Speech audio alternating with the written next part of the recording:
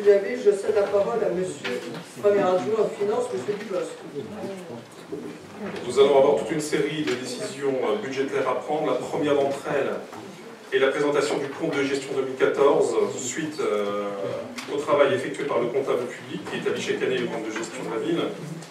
Après s'être assuré que le comptable public a repris les écritures, dans ces écritures, le montant des soldes figurant dans le bilan d'exercice 2014, de tous les titres émis des mandats de paiement ordonnés, il a procédé à toutes les opérations d'ordre qui ont été prescrites.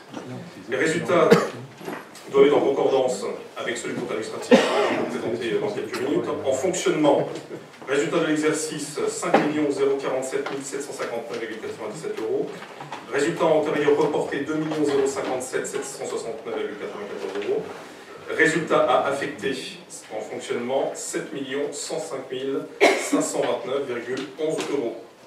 En investissement, le solde d'exécution d'investissement en report est de 4 050 259,20 €. Un résultat de clôture de 11 155 789,11 €. Des restes à réaliser en dépenses d'investissement de 2 227 229,49 €. En recettes d'investissement de 873 000 €. Et donc un solde de report d'investissement dépenses sur recettes déficitaires de 1 393 229,49 €. Donc il est demandé de prendre acte de ce compte de gestion. Y a-t-il des questions? Qui est contre? Si. Vous ne présentez pas le contrat administratif au même moment? Je vais le présenter juste après. Après. Ben oui, parce que nos votes, bien évidemment, sont conditionnés par le De toute contrat façon, administratif. il n'y a pas de vote. Donc maintenant, je vais vous présenter le compte administratif. Alors, attends, je crois que tu vas présider la séance et je vais vous laisser. Par On contre, peut partir au moment du vote, mais je pars avant. Je nomme M. Dubosc président. Y a-t-il une opposition? Un vote. Alors, qui est contre?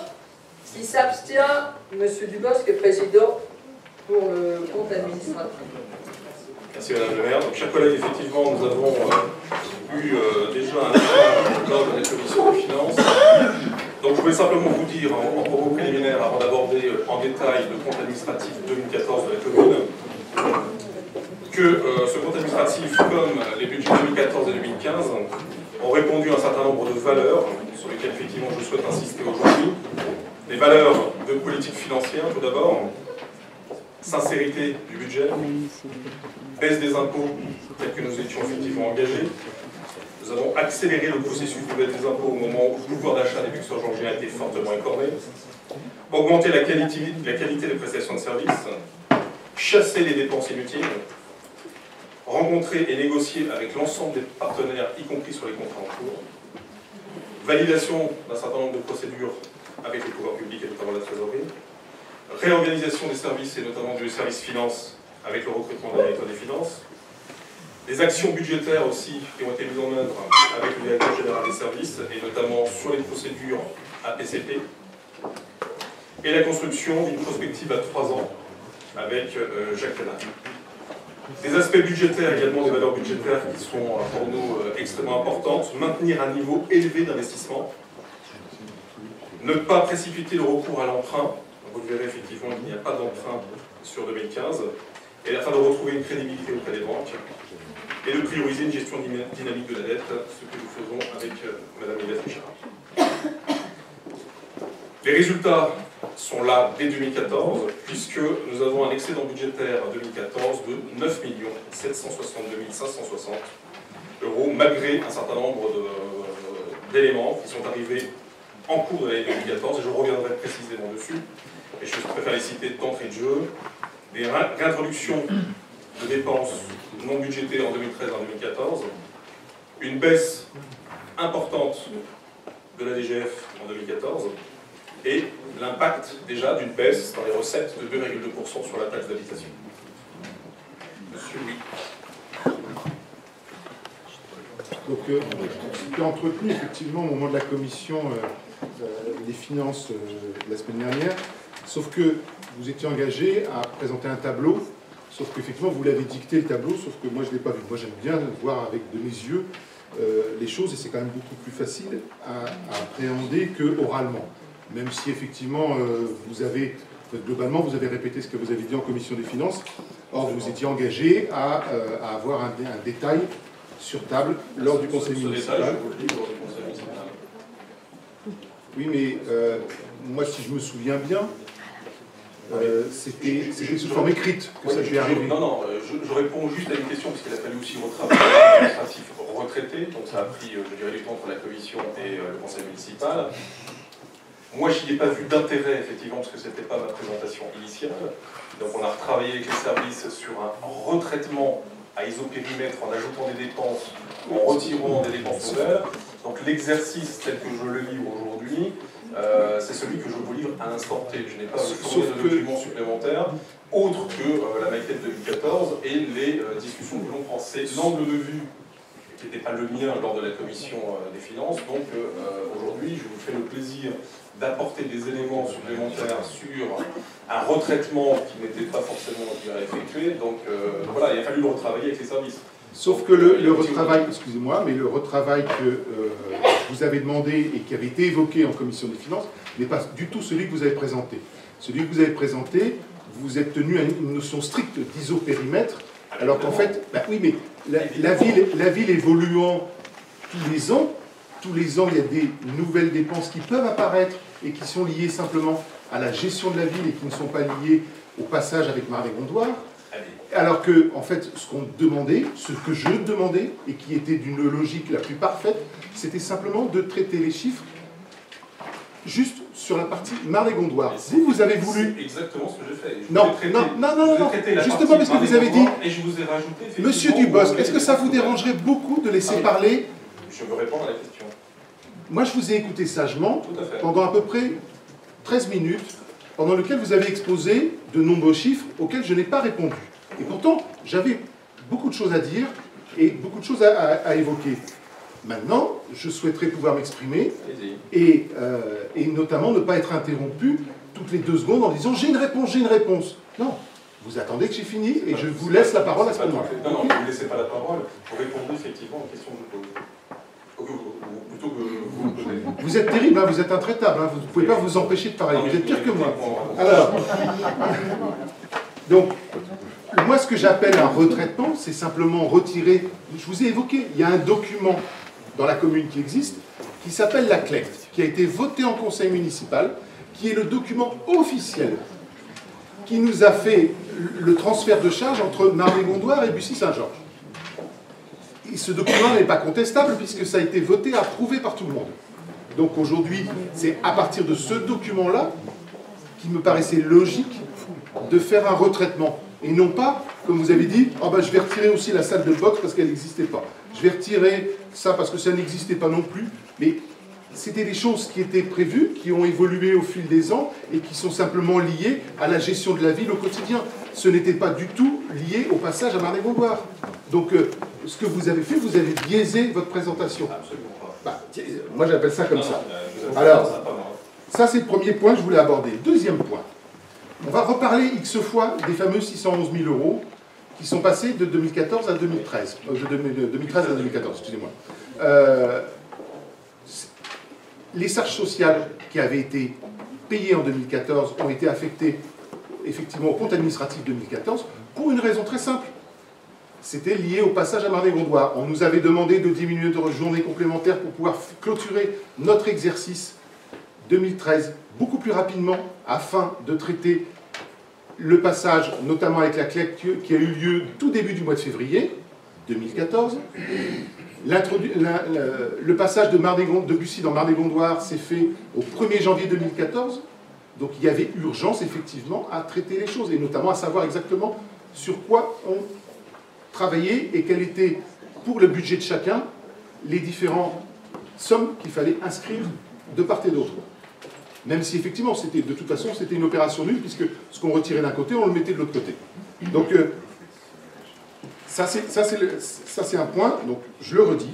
Ensuite, vous avez évoqué le delta des effectifs, en disant il y a à peu près 60 agents de moins. Mais ce qu'il ne faut pas oublier, c'est qu'il y avait plus de 50 profs, je ne me souviens plus, mais la partie conservatoire représente à peu près 60 personnes.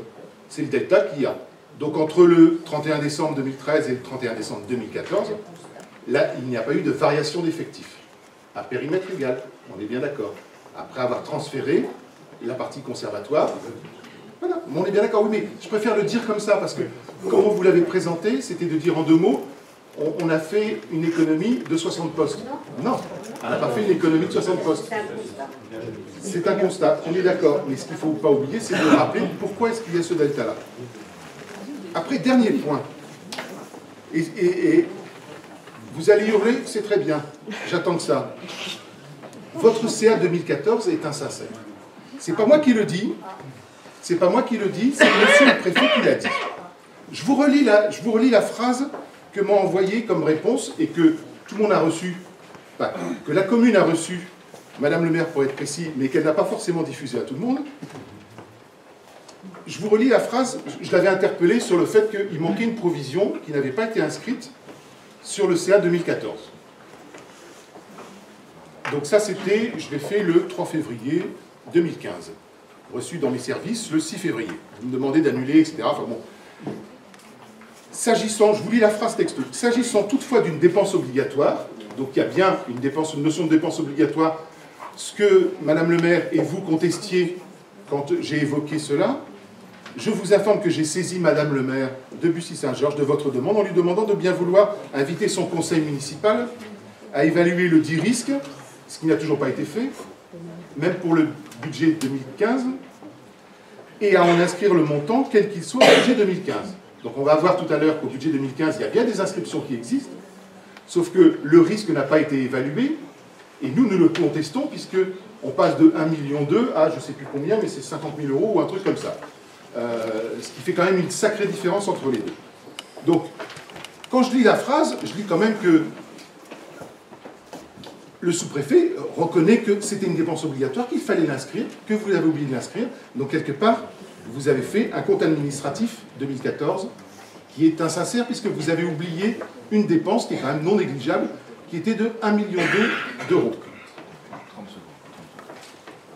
Pour compléter ce que dit Claude, en réalité, nous apercevons, nous, vous êtes quasiment à périmètre égal avec ce que nous faisions. 7 105 d'excédent de fonctionnement, nous avons laissé 6,5 millions. Ce que nous contestons, et pour l'expliciter de manière très claire, c'est que vous étiez dans l'obligation légale, le sous-préfet vous l'a dit, d'inscrire des provisions prudentielles à mesure des contentions que vous déclenchiez. Pas nous, pas les fournisseurs qui les déclenchaient, c'est vous. Au fur et à mesure que vous déclenchez des contentieux avec certains fournisseurs de la ville, vous étiez dans l'obligation légale d'inscrire les provisions. Vous ne l'avez pas fait sur le CA 2014. Les 1,2 millions, c'est finalement une requête qui a été déposée il y a 6 mois.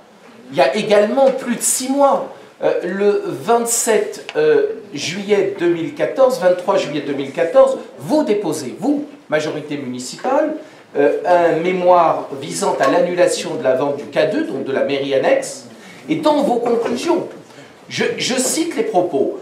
Nous demandons, nous, ville de Bussy-Saint-Georges, d'ordonner à la ville, donc à vous-même, je trouve la rédaction du reste assez étonnante, mais très bien, vous l'avez écrit, de restituer le prix de la vente des volumes du K2, dont M. Dubos vous avez dit lors de la présentation du compte administratif qu'ils apparaissaient à hauteur de 2 260 000 € dans le compte administratif 2013, vous l'avez rappelé. Vous étiez donc dans l'obligation légale, pour le moins sur ce sujet-là, d'inscrire votre propre proposition à hauteur du prix visé. C'est comme quelqu'un qui dirait, tiens, je voudrais t'acheter ta voiture, t'es d'accord? Il dit, oui, t'es d'accord, mais finalement, j'ai plus d'argent. Mais non, à partir du moment où vous avez fait une formulation, vous êtes obligé d'inscrire la globalité. Et sur les 1,2 million, on le verra à propos du budget, vous n'étiez bien évidemment, vous ne pouvez pas inscrire 3%, 5% comme vous êtes en train de le faire, mais vous êtes obligé d'inscrire de manière prudentielle, alors ça s'estime, 40, 50% de la somme. La preuve, je vous donne quelques références de communes condamnées pour avoir inscrit moins de 50% des provisions dans leur budget primitif ou dans leur compte administratif, compte tenu des contentieux qu'elles avaient. Bourg-en-Bresse, 5 décembre 2010, Le Lamentin, Guadeloupe, 10 mai 2012, Versailles, 24 octobre 2014. Encore une fois, là, ce n'est pas un débat politique que nous avons avec vous, c'est un débat technique. Vous étiez dans l'obligation de retrancher du compte administratif les sommes que vous avez mises en question. Et on verra sur le budget primitif que loin de vous arrêter aux quelques millions sur lesquels vous avez joué en 2014. Vous aggravez en 2015 la situation et le risque, puisque dans le contentieux, alors là, vous n'aviez pas à le mettre dans le... Mais attendez, vous n'aviez pas à le mettre dans le compte administratif 2014, mais sur le contentieux 2015, qui est survenu et déposé il y a 15 jours par le groupe Saint-Germain à hauteur de 4 millions d'euros. 4 millions d'euros, oui, ne sauriez pas que vous soyez en conflit avec le groupe Saint-Germain, c'est votre droit politique le plus strict. Que vous ne teniez pas compte de la nécessité de modifier vos documents budgétaires en fonction de vos choix politiques. Là, par contre, c'est de l'amateurisme et c'est bien évidemment, je vous le dis très clairement, quelque chose qui donnera lieu à une modification budgétaire par la Chambre régionale des comptes. Pourquoi? C'est le seul cas dans la législation en France où la Chambre régionale des comptes peut être saisie pour provision insuffisante par les membres de l'opposition, ce que nous ferons tous les 10 présents ici, et par les entreprises concernées. Les entreprises concernées ayant un autre volet d'action, elles peuvent saisir le tribunal administratif en référé, c'est-à-dire sous 45 et 65 jours, pour demander le rétablissement des provisions dans leur catégorie et dans leur jugement prudentiel. De ce fait-là, qu'est-ce qui va arriver ? Sous 45 jours, ce budget va être déféré. Sous 45 jours, le compte administratif va être modifié. Sous 45 jours, vous n'aurez plus aucune marge de manœuvre financière. Et si jamais le Conseil d'État, et je le dis car c'est là le plus grave, si jamais le Conseil d'État venait annuler les élections, seul le préfet, qui deviendrait l'ordonnateur de la commune, déciderait in fine d'appliquer la marge prudentielle et l'analyse prudentielle à ces provisions. Ce qui est en jeu ce soir, c'est tout simplement 4 millions d'euros que vous oubliez dans le compte administratif et 10 millions d'euros dans le budget primitif. C'est n'importe quoi. Essayez de battre en brèche ce raisonnement. Je vais répondre sur tous les points. La Chambre régionale des comptes avait estimé qu'il était indispensable d'inscrire la totalité des 500 000 euros exigés. Ce que nous avons fait, je me suis incliné. Les 225 000 euros, il faut quand même que tout le monde, y compris ceux qui ricanent, je l'ai fait, monsieur, je l'ai fait car c'était une obligation. Si vous vous souveniez bien, le rapport 2012 a exigé l'introduction des 500 000 euros. Et pour tous ceux qui ricanent, on va... exactement, j'ai reconnu mon erreur. J'ai reconnu que j'avais fait une analyse prudentielle qui était erronée. C'est bien pour ça, et je maintiens mon propos, que ce soir, je prends la parole pour dire que les 225 000 euros qui sont liés au contentieux qui vous oppose à la société de financement de montage de projet du gymnasme, du 3e gymnase, ont bien été portés au budget primitif. Vous l'avez fait au mois d'octobre. Par contre, et nous le disons nettement, vous avez omis volontairement les 1,2 million d'euros du conflit qui vous oppose à IDMS et sur lequel vous allez inscrire 50 000 euros de provision, vous l'avez dit dans le Parisien ce matin, 50 000 euros au titre de l'exercice 2014. Non, parce que bien évidemment, dans l'article, je l'ai lu, dans l'article, c'est du reste un vrai problème de droit, et qui va aboutir à une condamnation de la commune en dommages et intérêts. Dans l'article, vous avez ce propos extraordinaire de dire ce ne sont pas des provisions, car ce sont bien évidemment des reports, de factures qui ont été inscrites au budget et des engagements de facture. Alors comment vous expliquerez au juge que ces engagements de facture qui datent d'il y a 12 mois n'ont pas été passés en provision, donc ne sont pas contestés par la commune et ne sont pas payés depuis 12 mois, sans ouvrir le champ indemnitaire? Vous connaissez une entreprise en France qui, quand elle conteste une créance, ne la porte pas en provision? Alors vous devez les porter non pas en reste à réaliser, en créance due comme vous l'affirmez à la fin de l'article du Parisien, mais tout simplement en provision. Vous serez condamné à des dommages et intérêts et vous ne sortirez jamais de votre propre mémoire. Qui dans cette équipe municipale l'a lu sous la plume de Maître Richer et signé par Madame Brunel d'ordonner à la ville de restituer les 2,2, la ville, et c'est eux qui l'écrivent, les 2,2 millions d'euros de prix de la vente des volumes du K2. C'est page 11-13 du mémoire que vous avez fait enregistrer au tribunal de grande instance de Meaux le 23 juillet. Bas les masques, vous devez aujourd'hui 5 millions d'euros que vous avez dissimulés sur le budget 2004, le CA 2014, et bas les masques, vous avez 11 millions d'euros que vous dissimulez et vous serez condamné, Et vous serez d'autant plus condamné que, comme le disait Claude, on reprend l'extraordinaire déclaration de Madame Brunel en page 18 du compte-rendu du Conseil précédent. Elle me répond ceci: nous n'inscrivons rien, page 18, car nous estimons qu'il y a risque zéro, et de ce fait-là, au droit français, dit-elle, il est nécessaire de ne rien inscrire. Vous devez 11 millions d'euros de créances, vous serez condamné à 6 millions, vous n'aurez aucune baisse des impôts. Tous les Luxembourgeois doivent savoir que vous ne baisserez pas de 15% et que nous subirons, pour payer tous les risques que vous faites courir à la commune, 15%. Et M. Chilewski, qui ricane à sa place, devrait se souvenir que rien que pour le terrain de la Roquette de la Croix-Saint-Georges, sur lequel vous et M. Citizac, vous avez officié en rompant, c'est M. Citizac qui l'a signé, la promesse unilatérale de vente, M. de Matos demande 2,5 millions d'euros et qu'il a toutes les chances de les obtenir. Aujourd'hui, nous avons fait des économies sur des marchés et sur des contrats que nous considérons comme à l'encontre de l'intérêt de la commune. C'est pour ça que nous avons pris le pari. Et pourquoi vous ne provisionnez pas lorsque vous engagez des contentieux, même si politiquement vous pouvez les justifier? Non, je dirais, selon la règle du CGCT, à partir du moment où il y a un contentieux en première instance. Et en 2015, vous le verrez, 23 juillet, monsieur. Il y a une provision qui est faite. Une provision? Elle est sur quelle ligne du CA, monsieur? Elle ne peut pas être sur une ligne. Donnez-nous la ligne du CA et je m'incline. Et je vous présente mes excuses. Sur quelle ligne apparaît ce contentieux de 2,2 millions d'euros? Mais elle ne peut pas être sur le CA 2014 puisque ça ne se rattache pas. Donc ça sera sur le budget. C'est vous qui l'avez fait. Déposé le 23 juillet 2014. C'était pas l'exercice 2014? De la commune, signé de la commune. L'exercice 2014 des provisions ne se rattachent pas, donc elles sont réinscrites en 2015. Donc c'est pas la peine, c'est pas la peine. Mais c'est faux, vous le savez très bien, ou alors vous dites des énormités. Mais non, c'est vous qui dites des énormités. Monsieur, lorsqu'un contentieux est patent, dit le Code général des collectivités, lorsqu'un contentieux est patent, il est enclenché, j'ai le document sous les yeux. Qui est contre? Qui est contre? Donc, qui est contre? Alors, attendez. Alors, l'ensemble des groupes de l'opposition qui s'abstient, adopté.